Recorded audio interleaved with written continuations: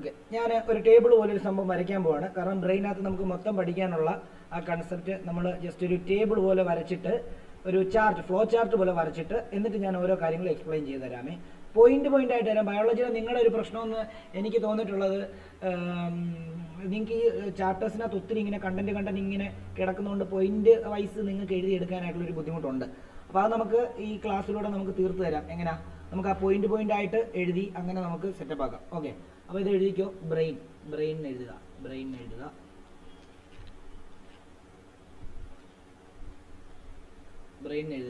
എന്നിട്ട് ആദ്യം ഇവിടെ 2 വരെ ബ്രെയിനെ നമ്മൾ രണ്ടായിട്ടല്ല 3ആയിട്ട് തിരിക്കാം നമുക്ക്. 3ആയിട്ട്. എന്നിട്ട് ഇവിടെ എഴുതുക. ഇവിടെ എന്താ? ഇവിടെ ഫോർ ബ്രെയിൻ ആണ്. അതേപോലെ മിഡ് ബ്രെയിൻ ആണ്. അതേപോലെ ഹൈൻഡ് ബ്രെയിൻ ആണ് അടുത്തത്. ഇനി ഈ ഫോർ ബ്രെയിനെ നമ്മൾ എന്താ ചെയ്യാൻ പോകുന്നത് അറിയോ? വീണ്ടും 2ആയിട്ട് നമ്മൾ തിരിക്കാൻ പോവാണ്. ഫോർ ബ്രെയിനെ നമ്മൾ വീണ്ടും 2ആയിട്ട് തിരിക്കാൻ പോവാണ്.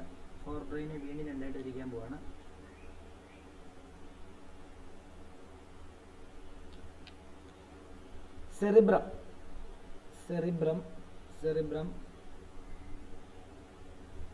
ഡെൻസിഫലോൺ എന്ന് പറയുന്നത്, അതായത് DI സ്പെല്ലിംഗ് നോക്കണേ.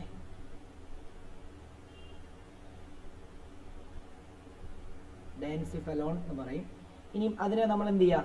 അതിനെ നമ്മൾ വീണ്ടും, അതായത് ഈ സബ്പാർട്ടിനെ നമ്മൾ വീണ്ടും ഡിവൈഡ് ചെയ്യാൻ പോകും. അതുകൊണ്ട് ഇങ്ങനെ ആക്കാൻ പോവാണ്.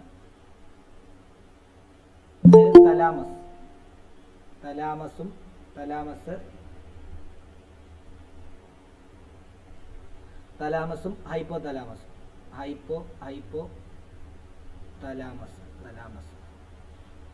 അതായത് നമ്മൾ ഇപ്പോൾ ഇങ്ങനെയാണ് ചെയ്തത്. ബ്രെയിനെ നമ്മൾ എന്ത് ചെയ്തു? ബ്രെയിനെ നമ്മൾ ഫ്ലോ ചാർട്ട് വരച്ചിട്ട് ബ്രെയിൻ്റെ പാർട്ടുകളെല്ലാം ആദ്യം എടുത്തെഴുതി. കാരണം അതുമായിട്ടൊന്ന് പോയിന്റ് വൈസ് ആക്കാൻ വേണ്ടി, നമുക്ക് എളുപ്പത്തിന് വേണ്ടിയാണ് അങ്ങനെ ഞാൻ ചെയ്തത്. ഇപ്പോൾ ബ്രെയിനെ നമ്മൾ fore brain, mid brain, hind brain 3 flow ചാർട്ടിൽ നമ്മളിങ്ങനെ വരച്ചു. എന്നിട്ട് ഫോർ ബ്രെയിനെ നമ്മൾ എന്ത് ചെയ്യുന്നു? സെറിബ്രവും ഡാൻസിഫലോണും ആക്കി. ഡാൻസിഫലോണിനെ നമുക്ക് വീണ്ടും സബ് ഡിവൈഡ് ചെയ്തിട്ട് തലാമസും ഹൈപ്പോതലാമസും ആക്കി. ഇനി നമുക്ക് മിഡ് ബ്രെയിൻ എന്ന് പറഞ്ഞാൽ പഠിക്കാനുള്ളത് നമുക്ക് ഇതിൻ്റെ ഇവിടെ, അതായത് ഹൈൻഡ് ബ്രെയിന് നമുക്ക് എന്താണെന്നറിയാമോ? ഹൈൻഡ് ബ്രെയിനെ നമുക്ക് വീണ്ടും 3ആയിട്ട് തിരിക്കാൻ പറ്റും. ഞാൻ ഇങ്ങനെ എഴുതുകയാണ് 3ആയിട്ട് ഇങ്ങനെ എഴുതുകയാണ്. അതിൽ ഒന്ന് സെറിബെല്ലം. അടുത്തത് പോൺസ്. അടുത്തത് medulla oblongata.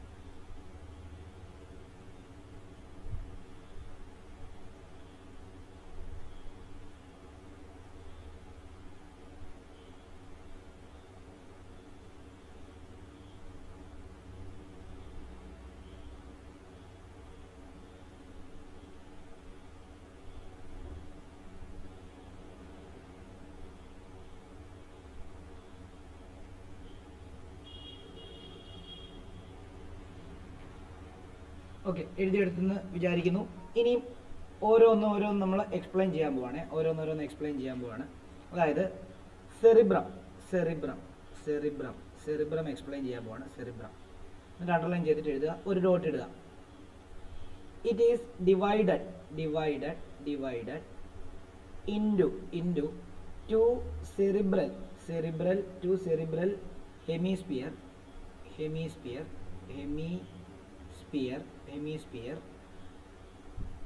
connected to each other by the corpus callosum.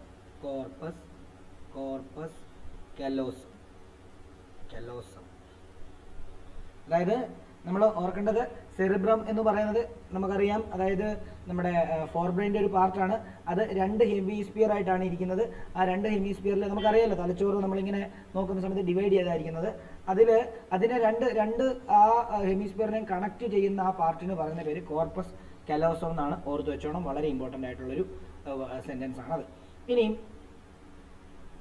The walls, അതായത് ഈ സെറിബ്രത്തിൻ്റെ ഭിത്തികൾ, സെറിബ്രത്തിൻ്റെ walls, the walls have an outer cortex and inner medulla. Outer cortex and inner medulla. അതായത് നമുക്കറിയാം, ഇപ്പം ഈ ബ്രെയിൻ നമുക്കറിയാമല്ലോ, നമ്മൾ നിൽക്കും, ഞാനിപ്പോൾ ഒരു ഫിഗർ ഞാൻ കാണിച്ചു തരാം.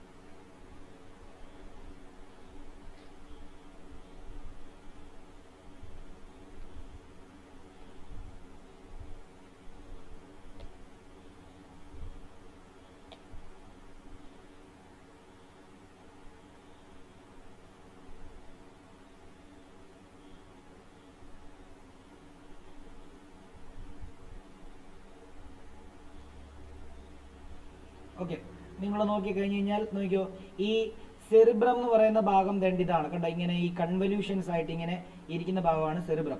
ഈ സെറിബ്രത്തിന്റെ സർഫസ്, സെറിബ്രത്തിന്റെ ഭിത്തികളുടെ കാര്യമാണ് പറയുന്നത്. സെറിബ്രത്തിന്റെ ഭിത്തി 2 ഭാഗങ്ങളായിട്ടാണ് ഡിവൈഡ് ചെയ്തിരിക്കുന്നത്. ഒന്ന് അതിൻ്റെ ഏറ്റവും ഔട്ടർ ഭാഗം എന്ന് പറയുമ്പോൾ ഔട്ടർ കോർട്ടെക്സ് എന്ന് പറയും. അതിൻ്റെ തൊട്ടകത്തുള്ള ഭാഗം എന്ന് പറയുന്നത് അതിനെ നമ്മൾ ഇന്നർ മെഡുല്ല എന്ന് പറയും. ഓക്കെ ആണല്ലോ. അതായത് ഈ ഭാഗം സെറിബ്രത്തിൻ്റെ ഓൾറെഡി സ്കള്ള് ക്രേനിയം എന്ന് പറയും. ക്രേനിയം കഴിഞ്ഞിട്ട് മെനിഞ്ചസ് ഉണ്ട്. മെനിഞ്ചസും ഇതിനെ എല്ലാം ഇടയ്ക്ക് സെറിബ്രോ സ്പൈനൽ ഫ്ലൂയിഡ് ഉണ്ട്. ഇതെല്ലാം കഴിഞ്ഞിട്ടാണ് സെറിബ്രം വരുന്നത്. ആ സെറിബ്രം ഇങ്ങനെ ഈ പറഞ്ഞ പോലെ തന്നെ കൺവല്യൂഷൻസ് ഇങ്ങനെ കെട്ടിപ്പൊണഞ്ഞിരിക്കും. അങ്ങനെ വരുന്ന സമയത്ത് അതിനെ നിങ്ങളൊന്ന് എടുത്തിട്ട് സൂം ചെയ്ത് നോക്കി കഴിഞ്ഞാൽ അതിൻ്റെ ഏറ്റവും ഭിത്തിയിൽ വാൾസിൽ 2 പാർട്ടാണ് ഇരിക്കുന്നത്. എക്സ്റ്റേണൽ വാളിനെ നമ്മൾ ഔട്ടർ കോർട്ടെക്സ് എന്നും അതിൻ്റെ തൊട്ടകത്തുള്ള വാളിനെ നമ്മൾ ഇന്നർ മെഡുല്ല എന്നും പറയുന്നുണ്ടാവും. ഓക്കെ ആണല്ലോ.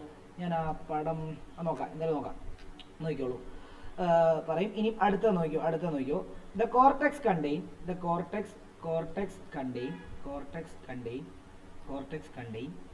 cell bodies cortex contains cell bodies of the neuron and is grayish in color. Hence it is called gray matter.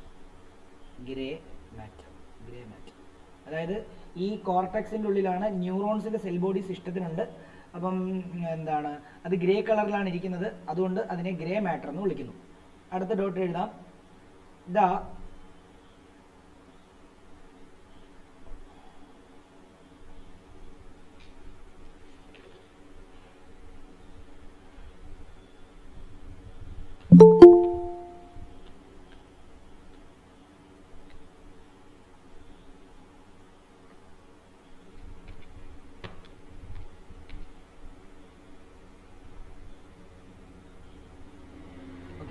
എഴുതിക്കോ.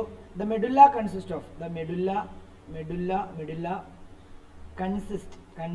of axons of neuron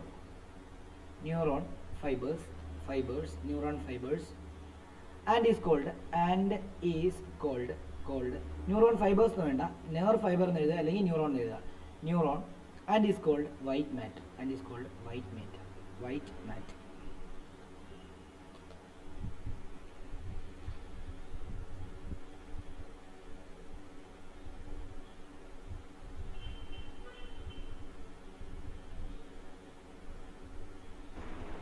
consist of എന്താ എഴുതിയേക്കുന്നത്? Consist of axon. Okay.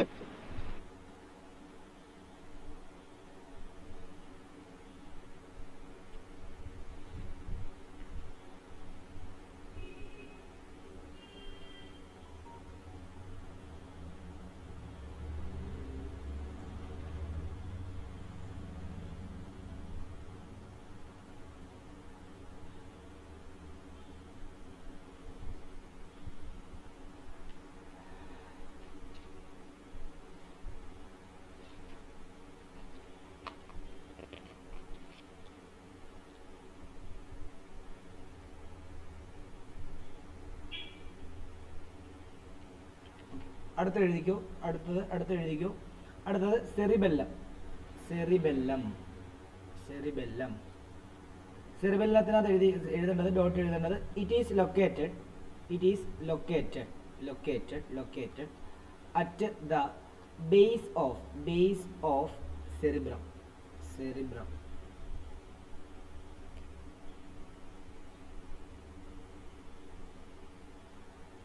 ആ ഫിഗറിനകത്ത് നമുക്ക് കാണിക്കാം. ഇങ്ങനെയാണ്, കണ്ടോ? ഈ ഭാഗത്തായിട്ടാണ്, ഈ ഭാഗത്ത് കണ്ടോ, ഇതാണ് നമ്മുടെ സെറിബെല്ലം. കണ്ടോ? ഈ ഭാഗം കണ്ടോ? ഈ ഭാഗം, അതായത് ഈ സെറിബ്രത്തിന്റെ ബേസിലാണ് കണ്ടിരിക്കുന്നത്. ഈ ഭാഗം കണ്ടോ? ഇവിടെ.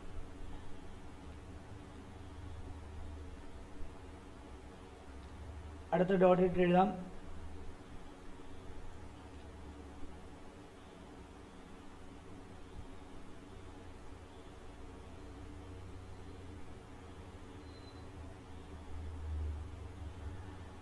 എഴുതേണ്ടത് ഇറ്റ് ഹാസ് ന്യൂമറസ് ഫുറോസ്.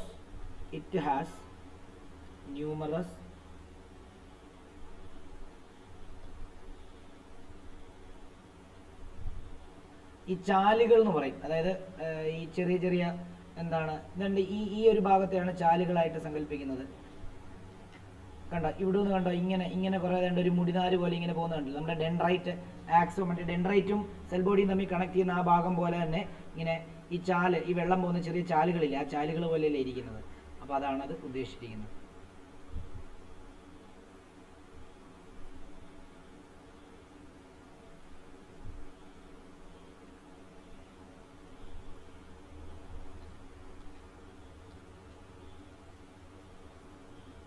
അടുത്തത് മെഡുല്ല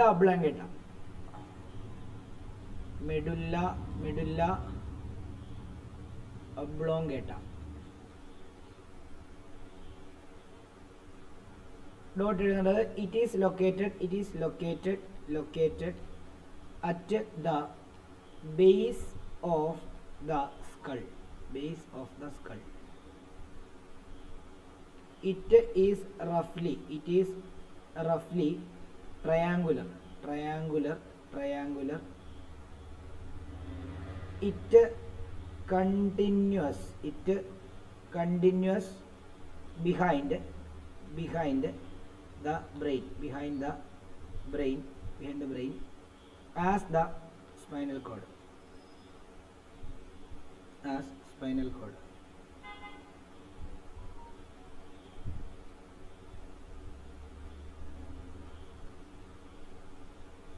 Injury to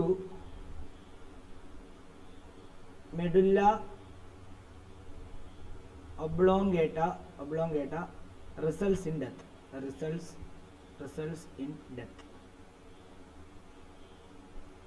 അതുകൊണ്ടാണ് ആരെയും പോയി കഴുത്തിന്റെ പുറകെ നിന്ന് അടിക്കില്ലെന്ന് പറയുന്നത്. കഴുത്തിന്റെ പുറകെ അടിച്ചു കഴിഞ്ഞാൽ അവിടെ മെഡുല്ല ഒബ്ലോങ്കേറ്റ ഉണ്ട്. അത് വളരെ ഡെലിക്കേറ്റ് ആയിട്ടുള്ള ബ്രെയിൻ്റെ പാർട്ടാണ്. അപ്പോൾ തന്നെ തട്ടിപ്പോകും.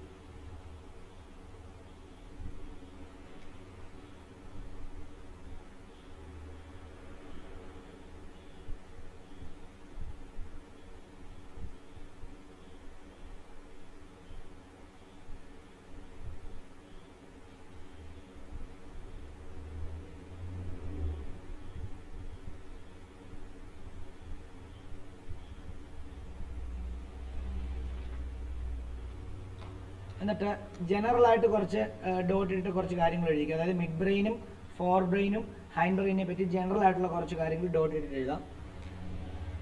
ഫോർ ബ്രെയിൻ അത് ഏതൊക്കെയാണെന്നുള്ള കാര്യം നിങ്ങൾക്ക് അറിയാം. Fore brain is the main fore brain is the main thinking part of the brain. Thinking part of the brain.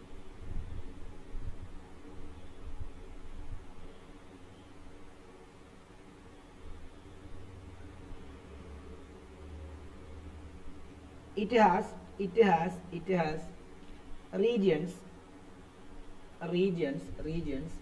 which receive sensory impulses from various receptors. receptors.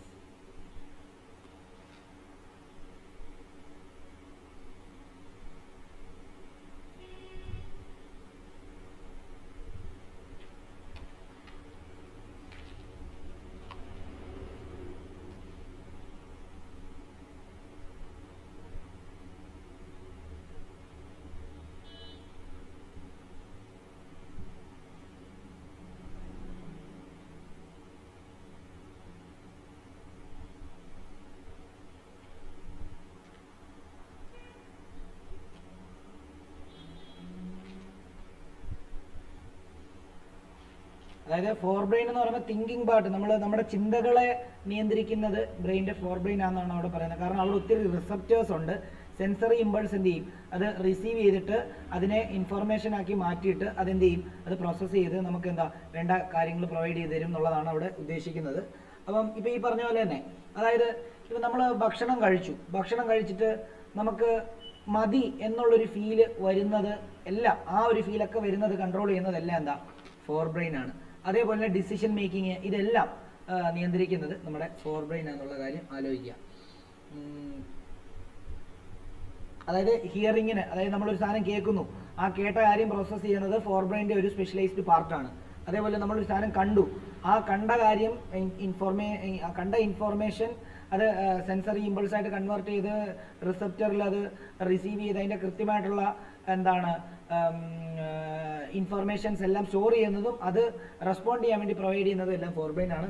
അതേപോലെ തന്നെ സ്മെല്ല്, നമുക്കിപ്പോൾ ഒരു smell കിട്ടി, ആ സ്മെല്ല് ഇന്നതിൻ്റെ ആണെന്ന് നമുക്ക് മനസ്സിലാവുന്നതും, അല്ലെങ്കിൽ ആ മെമ്മറിയൊക്കെ സ്റ്റോർ ആവുന്നതും, അല്ലെങ്കിൽ അതിൻ്റെ ബാക്കി കാര്യങ്ങളെല്ലാം നടക്കുന്നത് ഈ ഫോർ ബ്രെയിൻ എന്ന് പറയുന്ന ഫോർ ബ്രെയിനിലൂടെയാണ് നടക്കുന്നത്. ഫോർ ബ്രെയിൻ ആണ് അങ്ങനത്തെ പരിപാടികളെല്ലാം കൺട്രോൾ ചെയ്യുന്നതും കോർഡിനേറ്റ് ചെയ്യുന്നതും എല്ലാം എന്താണ്, ഫോർ ബ്രെയിൻ ആണെന്നുള്ള കാര്യം ഓർക്കുക. ഓക്കെ ആണല്ലോ. ഇനി അടുത്ത ഡോട്ട് ഇട്ടിട്ട് എഴുതുക. Many of involuntary action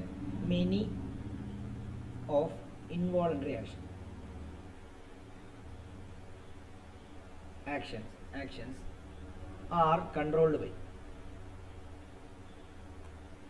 by midbrain and hindbrain.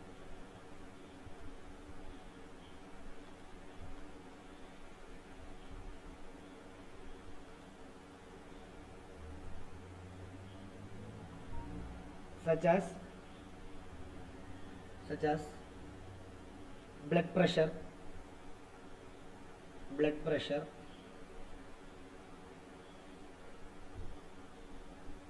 salivation,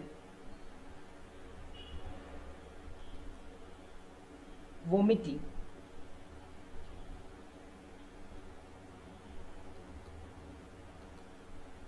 are controlled by medulla in the hindbrain. Medulla in the hindbrain.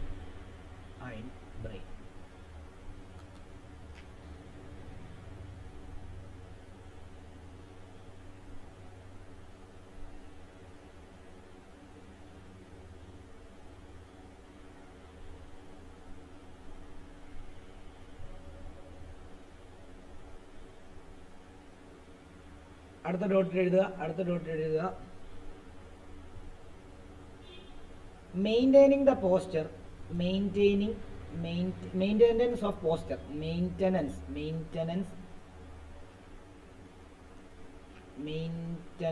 Maintenance of body posture and balance of body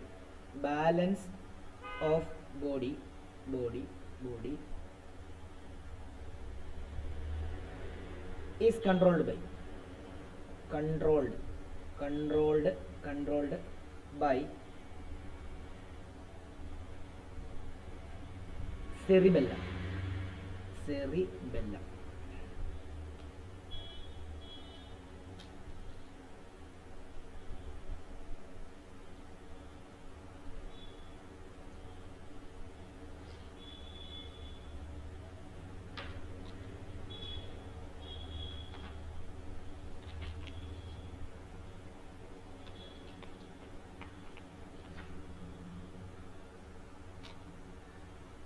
spinal cord പഠിക്കാനുണ്ടല്ലോ നിങ്ങൾക്ക്? Spinal cord പഠിക്കാനുണ്ടല്ലോ എന്ന് നോക്കിയേ നിങ്ങളുടെ പുതിയ ടെക്സ്റ്റിനകത്ത് കുഞ്ഞുങ്ങളെ.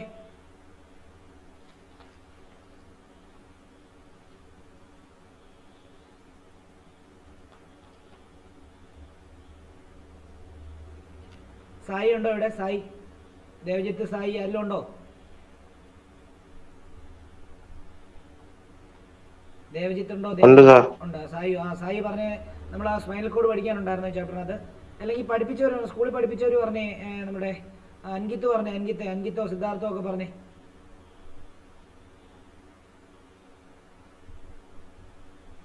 പഠിപ്പിച്ചോ?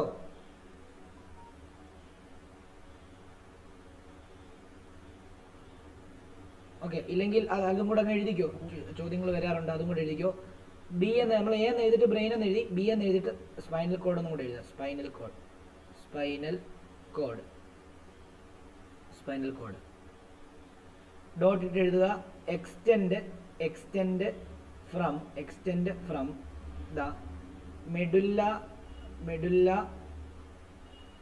Oblongata, medulla oblongata down, down to almost whole length of the backbone and ends at the second lumbar vertebrae. lumbar vertebrae. അതായത് നമ്മുടെ spinal cord എന്ന് പറയുമ്പോൾ നമ്മുടെ മെഡുല്ല ഒബ്ലോങ്കേറ്റ എന്ന് പറയുമ്പോൾ നിങ്ങൾക്ക് കാണാൻ പറ്റുന്നത്, നിങ്ങൾക്ക് അറിയാൻ പറ്റുന്നത്, അതായത് ഈ ഭാഗമാണ് മെഡുല്ല ഒബ്ലോങ്കേറ്റ. ഇവിടെ തൊട്ട് സ്റ്റാർട്ട് ചെയ്തിട്ട് നമ്മുടെ ഇത് ഇങ്ങനെ പോയിട്ട് നമ്മുടെ നട്ടലിൽ ഏറ്റവും താഴെ, അതായത് ആ നട്ടലിൻ്റെ ആ ഭാഗം വരെ എക്സ്റ്റെൻഡ് ചെയ്യുന്ന ഒരു അതായത് ഇതിൻ്റെ ഡൗൺ ആയിട്ടുള്ള ഒരു പാർട്ടാണ് സ്പൈനൽ കോഡ് എന്ന് പറയുന്നത്. സ്പൈനൽ കോഡിന് എന്തെങ്കിലും പറ്റി കഴിഞ്ഞ് കഴിഞ്ഞാൽ നമ്മൾ തളർന്നു പോകുന്നുള്ളതാണ് നമ്മുടെ മെയിനായിട്ട് നമ്മൾ ചിന്തിക്കേണ്ടത്. അതായത് സ്പൈനൽ കോഡിന് ഇപ്പം എന്തെങ്കിലും പറ്റി, ഞാൻ ഒരു 2 മാസം മുമ്പ് കഴുത്തേൽ ഒരു ഇതിട്ടിട്ട് ആയിരുന്നു, ഒരു 1-2 മാസം എനിക്ക് ഭയങ്കര പ്രശ്നമായിരുന്നു. എൻ്റെ കൈക്കുമൊക്കെ ഭയങ്കര പ്രശ്നമായിരുന്നു. എൻ്റെ പ്രശ്നം എന്താണെന്ന് ചോദിച്ചു കഴിഞ്ഞാൽ, ഞാൻ കിടന്ന സമയത്ത് ഞാൻ രാത്രി എന്നും ബുക്ക് റീഡ് ചെയ്യും. അപ്പോൾ ബുക്ക് റീഡ് ചെയ്യുന്ന സമയത്ത് കട്ടിലിൻ്റെ പടിയിൽ നമ്മുടെ ഈ സ്പൈനൽ കോഡിൻ്റെ ആ ഭാഗം ഇങ്ങനെ വെച്ച് കിടന്നാണ് ഞാൻ ഇങ്ങനെ റീഡ് ചെയ്യുന്നത്. അങ്ങനെ റീഡ് ചെയ്ത് ആ കട്ടിലിൻ്റെ പടി അതിൻ്റെ എഡ്ജ് കൊണ്ട് അവിടുത്തെ C1 C6 എന്ന് പറയുന്ന 2 നെർവിന് ക്ഷതം സംഭവിച്ചു. അങ്ങനെ ക്ഷതം സംഭവിച്ചു കഴിഞ്ഞാൽ പിന്നെ ഈ ലെഫ്റ്റ് കൈ കൊണ്ട് എനിക്ക് ഒന്നും ചെയ്യാൻ പറ്റത്തില്ല. കാരണം എനിക്കൊരു ഗ്ലാസ് എടുക്കാൻ തന്നെ ഭയങ്കര ഒരു പാരലൈസ്ഡ് ആയിട്ടുള്ള ഒരു എഫക്റ്റ് ആയിരുന്നു ഒരു 1.5 മാസം. പിന്നെ അതിഭയങ്കരമായിട്ടുള്ള വേദന ഈ സ്പൈനൽ കോഡ് തൊട്ട് താഴോട്ട് ഈ കൈയിലോട്ടല്ല. കാരണം ഈ സ്പൈനൽ കോഡ് നമ്മുടെ ഓരോ പാർട്ടിലേക്കും പോകുന്ന നെർവ് സ്പൈനൽ കോഡിൽ നിന്നാണ് എന്ത് ചെയ്യുന്നത്, ഒറിജിനേറ്റ് ചെയ്യുന്നത് എന്നുള്ള കാര്യം നമ്മൾ ആലോചിക്കുക. അപ്പോൾ അതിന് ഏതെങ്കിലും ഒരു നെർവിന് ക്ഷതം പറ്റിക്കഴിഞ്ഞ് കഴിഞ്ഞാൽ എന്ത് സംഭവിക്കും? ഭയങ്കര പ്രശ്നങ്ങളായിരിക്കും. അപ്പോൾ എനിക്ക് ഈ കൈ ഇപ്പോൾ ഏകദേശം ഒന്ന് ശരിയായി വന്നതേ ഉള്ളൂ. ഇത് കംപ്ലീറ്റ് ആയിട്ട് അതിൻ്റെ നീർക്കെട്ടും കാര്യങ്ങളും ഒക്കെ മാറും, അതിൻ്റെ ക്ഷതം മാറുമ്പോൾ എന്ത് ചെയ്യും? ഈ കൈയുടെ ഇത് പഴയ പോലെ വരും. മനസ്സിലായോ? അപ്പം അതാണ് ഉദ്ദേശിക്കുന്നത്. അത് എവിടെ തൊട്ട് എക്സ്റ്റെൻഡ്, നമ്മുടെ മെഡുല്ല ഒബ്ലോങ്കേറ്റയുടെ താഴെ തൊട്ട് നമ്മുടെ ഏറ്റവും താഴെ, അതായത് ലംബാർ വെർട്ടിബ്ര എന്നാണ് പറയുന്നത്, അതിൻ്റെ തൊട്ട് മോളി വരെയുള്ള, അതായത് അത് കൃത്യമായിട്ട് അവിടെ പറയുന്നുണ്ട്. എന്താ, എവിടം വരെയാണ്? സെക്കൻഡ് ലംബാർ വെർട്ടിബ്രയാന്ന് പറഞ്ഞത്. അതായത് നമ്മളിപ്പം ഇവിടെ നമ്മുടെ ഇപ്പോൾ തല നമ്മളിപ്പോൾ ഒരു എക്സാമ്പിൾ പറയുകയാണെങ്കിൽ, നമ്മുടെ ഏകദേശം ഒരു ഇത് വരയ്ക്കുകയാണെങ്കിൽ നോക്കിയോ, ഇവിടെ നമ്മുടെ ബ്രെയിൻ ഇരിക്കുന്നു, ഈ ബ്രെയിൻ്റെ താഴെ ഇവിടെ മെഡുല്ല ഒബ്ലോങ്കേറ്റ ഇരിക്കുന്നു, ഇവിടും താഴെ സ്പൈനൽ കോഡ് തുടങ്ങിയിട്ട് നമ്മുടെ നടുഭാഗം വരെ ഇത്രയും ഭാഗത്തും എക്സ്റ്റെൻഡ് ചെയ്യുന്ന ഈ ഒരു ഭാഗം, ഇതിനെയാണ് നമ്മൾ എന്തെന്ന് പറയുന്നത്, നമ്മൾ സ്പൈനൽ കോഡ് എന്ന് പറയുന്നത്. നട്ടലിൻ്റെ അകത്തൂടാണ് ഇങ്ങനെ പോകുന്നുണ്ടാകുക. അപ്പോൾ അത് നിങ്ങൾ ഓർത്തോണം. അതാണ് നമ്മളിപ്പോൾ ആ എഴുത്തും കൊണ്ട് ഉദ്ദേശിക്കുന്നത്. ഈ ബയോളജിയുടെ ഒരു പ്രശ്നം എന്ന് പറയുമ്പോൾ ഇവരുടെ ഈ ബയോളജിക്കൽ നെയിമും അങ്ങനെയൊക്കെയുള്ള സാധനങ്ങളൊക്കെ നമുക്ക് മനസ്സിലാക്കാൻ ബുദ്ധിമുട്ടുണ്ട്. അതുകൊണ്ടാണ് ഓരോ കാര്യങ്ങൾ പറഞ്ഞു തരുന്നത്, അതിനനുസരിച്ച് മനസ്സിലാക്കുക. ഇനിയും ഇവിടെയും സ്പൈനൽ കോഡിൽ നമ്മൾ ബ്രെയിനിലേതുപോലെ സ്പൈനൽ കോഡിലും എന്തുണ്ട്, ഗ്രേ മാറ്ററും വൈറ്റ് മാറ്ററും ഉണ്ട്. അപ്പോൾ അതും നമുക്കൊന്ന് നോക്കാം. The grey matter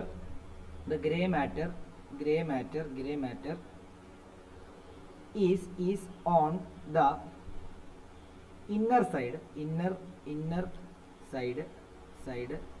and white matter is on the outer side of the spinal cord.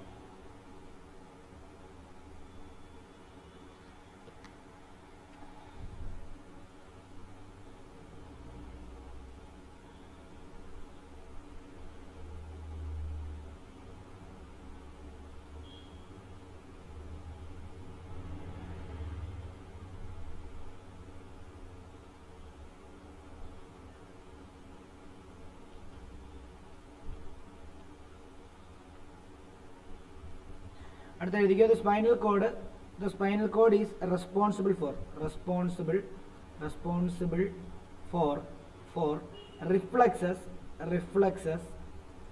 reflexes below the neck. കഴുത്തിന് താഴോട്ടുള്ള റിഫ്ലക്സുകളെ കൺട്രോൾ ചെയ്യുന്നത് എല്ലാം ഈ സ്പൈനൽ കോഡാന്നുള്ളതാണ് പറയുന്നത്. ഓൾറെഡി കഴിഞ്ഞ റിഫ്ലക്സ് ആക്ഷൻ പഠിപ്പിച്ചപ്പോൾ ഞാൻ പറഞ്ഞിരുന്നു. ഇനി എഴുതേണ്ടത് it conducts sensory impulses from the skin and muscles to the brain.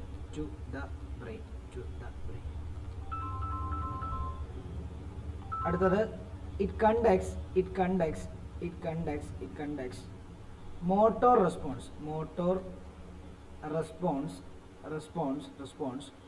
from the brain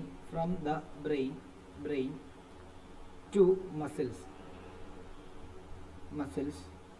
of the trunk and limb.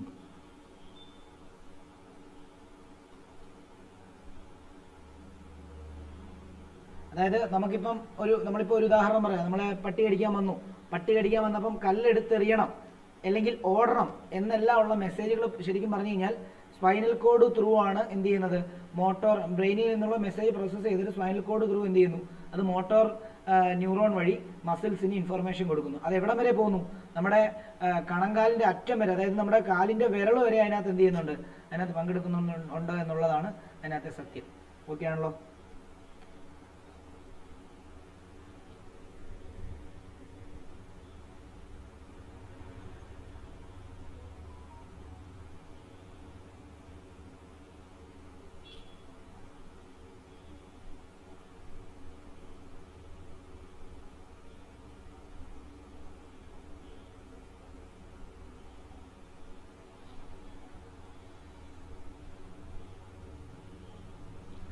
Okay, അടുത്തത് നമ്മൾ central nervous system, peripheral nervous system ഉണ്ടെന്ന് നമ്മൾ പറഞ്ഞായിരുന്നു നെർവസ് സിസ്റ്റത്തിന്.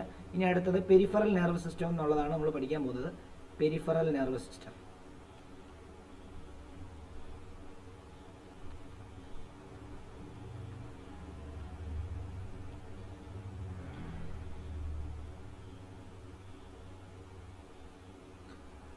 ഡോട്ട് എഴുതുക. It consist of nerves which carry impulses to and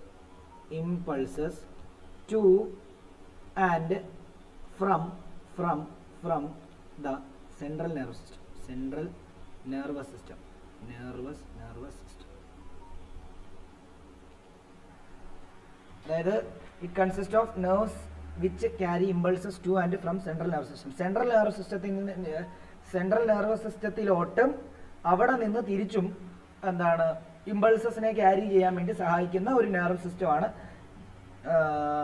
peripheral nervous system എന്ന് പറയും. ശരിക്കും അവിടെ 2 ടൈപ്പ് നെർവുണ്ട്, സ്പൈനൽ നെർവ്, ക്രേനിയൽ നെർവ് എന്നൊക്കെ പറഞ്ഞപ്പോൾ അത് നമുക്കൊരു ടേബിൾ പോലെ ഡീറ്റെയിൽ ആയിട്ട് നിങ്ങൾക്ക് പഠിക്കാനില്ലെന്ന് തോന്നുന്നു. പുതിയ സിലബസ് അനുസരിച്ച് ഇതിപ്പോൾ എൻ്റെ കയ്യിലുള്ള പഴയ ടെക്സ്റ്റാണ്, അത് വെച്ചിട്ടാണ് കേട്ടോ ഞാനിത് പറയുന്നത്. അപ്പം എന്തെങ്കിലും വ്യത്യാസങ്ങൾ നിങ്ങൾക്ക് ഉണ്ടെന്നുണ്ടെങ്കിൽ നിങ്ങൾ പറയാം. പഠിക്കാനുണ്ടെങ്കിൽ ഇത് മൊത്തം പഠിക്കേണ്ടി വരും. അപ്പം ഞാൻ എന്തായാലും അത് എല്ലാ കാര്യങ്ങളും ഒന്ന് ഞാൻ പറഞ്ഞു പോവാം. അപ്പം പെരിഫറൽ നെർവസ് സിസ്റ്റത്തിനെ ഞാൻ PNS എന്ന് എഴുതുകയാണ്. എന്നിട്ട് ഇതിനെ നമ്മൾ 2ആയിട്ട് ഡിവൈഡ് ചെയ്യുന്നു. അത് ടേബിൾ ഫ്ലോ ചാർട്ടായിട്ട് വരയ്ക്കുക. എന്നിട്ട് ഒന്ന് സൊമാറ്റിക് നെർവസ് സിസ്റ്റം,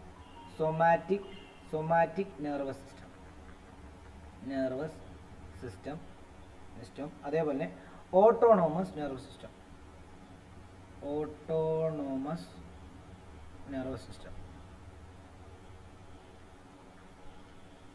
ഈ സൊമാറ്റിക് നെർവസ് സിസ്റ്റത്തിനകത്ത് 2 ടൈപ്പ് നെർവുകളുണ്ട്.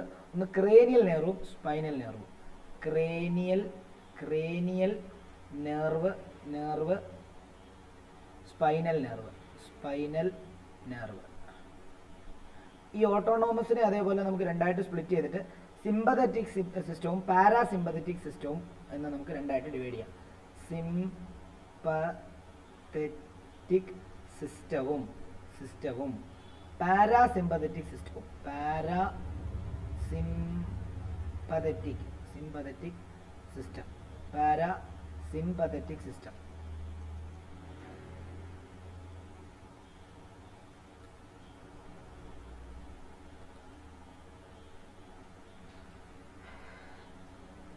അൻകിത്ത് ഒന്ന് റിപ്ലൈ തരാമോ? അൻകിത്ത്. ഇത് സ്കൂളിൽ പഠിപ്പിച്ചോ? Somatic, cranial, spinal, sympathetic, parasympathetic ഒക്കെ ഇത് പഠിപ്പിച്ചില്ല. ഓക്കെ. അപ്പൊ ഇത്രയും തൽക്കാലം ഇതങ്ങ് ഓർത്ത് വെച്ചാൽ മതി.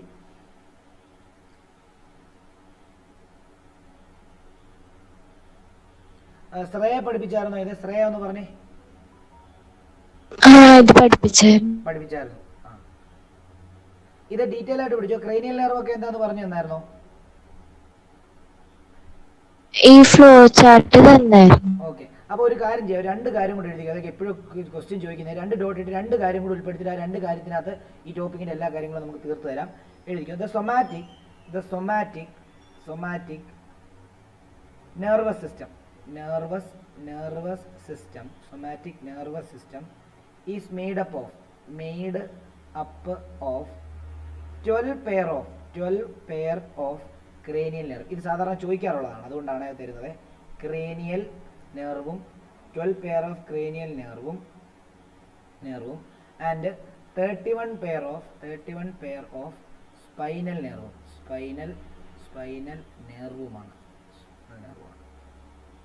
അതേപോലെ തന്നെ ഒരു കാര്യം കൂടി എഴുതാം. Cranial nerve emerge from brain and spinal nerve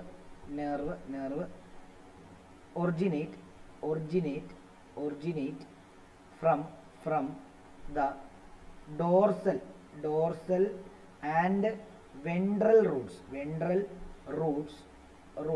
of the spinal cord.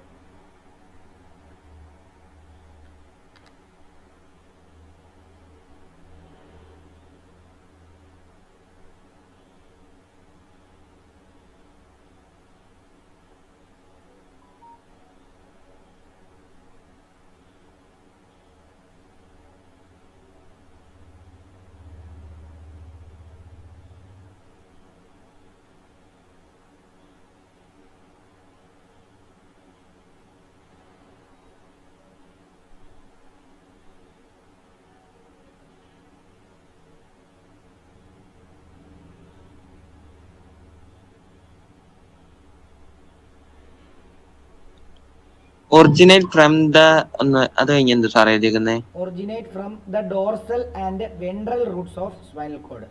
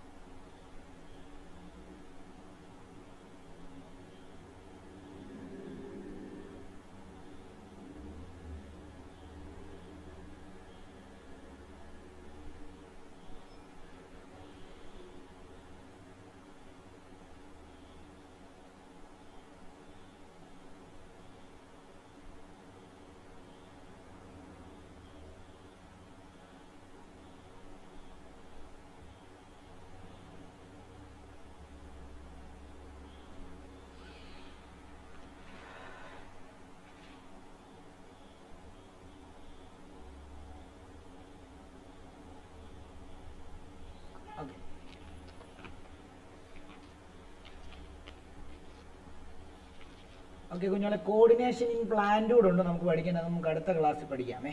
Coordination in plant, പിന്നെ ഹോർമോണുമായിട്ട് ബന്ധപ്പെട്ട കുറച്ച് കാര്യങ്ങളുണ്ട്, അത് നമുക്ക് നാളെ പഠിക്കാം കേട്ടോ.